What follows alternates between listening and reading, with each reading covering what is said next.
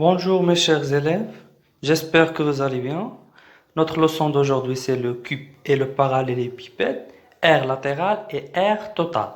Et dans cette vidéo d'aujourd'hui, vous allez apprendre à calculer l'aire latérale et l'aire totale d'un cube et celle d'un parallélépipède.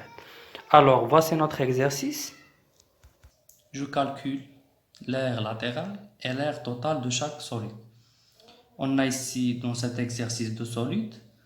Le premier solide, c'est un cube, voilà, dont toutes les faces sont carrées, donc égales et superposables.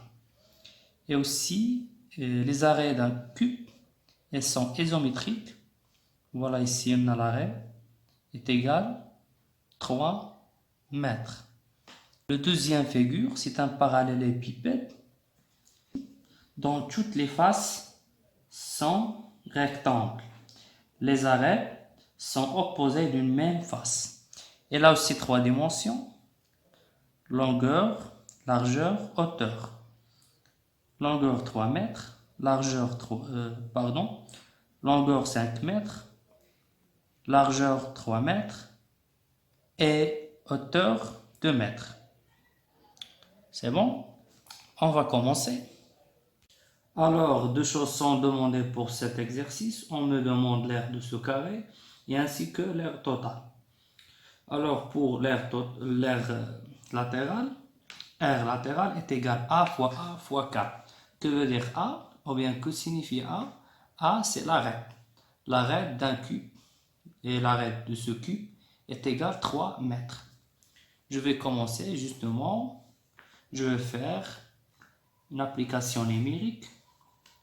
AL, R latérale est égal à 3 fois 3 fois 4. 3 fois 3, c'est 9. 9 fois 4, c'est 36. C'est 36 mètres carrés. Voilà, c'est l'aire latérale. Passons maintenant pour calculer l'aire totale. Voici la formule. R totale est égal à fois 6. C'est très simple à retenir. A fois 6. A, c'est toujours l'arrêt. AT, c'est R total, est égal à 3 fois 3 fois 6.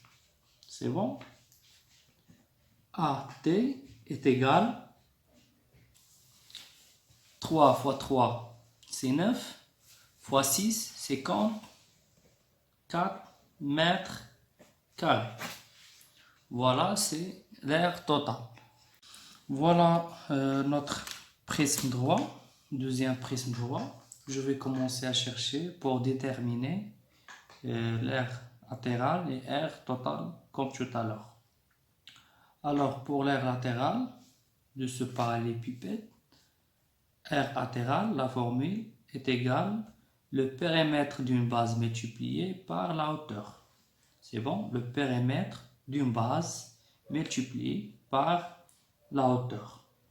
Alors, pour l'aire latérale, je se rappelle, je regarde ici, le prisme a deux bases qui sont rectangulaires. Il me faut déjà, dans un premier temps, de calculer le périmètre d'une base. Voilà. Je vais calculer tout d'abord périmètre d'une base. On sait que P est égal à L plus L, le tout fois 2. P est égal longueur 5 plus largeur 3 fois 2.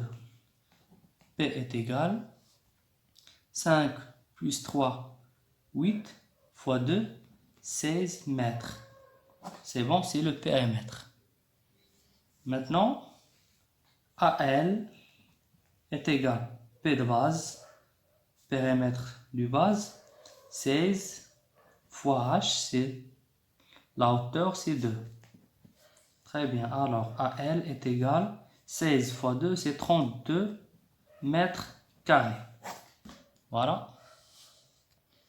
Et pour l'aire totale, R latérale plus l'aire des deux bases. AT, c'est l'air total, est égal à L, R latéral, on a déjà calculé, plus la surface du vase fois 2, ou bien l'air des deux vases. Alors, tout d'abord, je vais calculer l'air de L. Longueur fois largeur. Alors, LP est égal 5 fois 3. C'est bon? LP est égal 5 fois 3, c'est 15 mètres carrés. Allez. Maintenant, je vais faire une application numérique. AT est égal à L, c'est déjà calculé, 32, voilà, plus LB, c'est 15 fois 2. AT, R total est égal à 32, plus 15 fois 2, c'est 30. Bon, AT est égal à 30 plus 32. Ça fait 62 mètres carrés. C'est l'air total. Ça y est, c'est terminé. Et merci.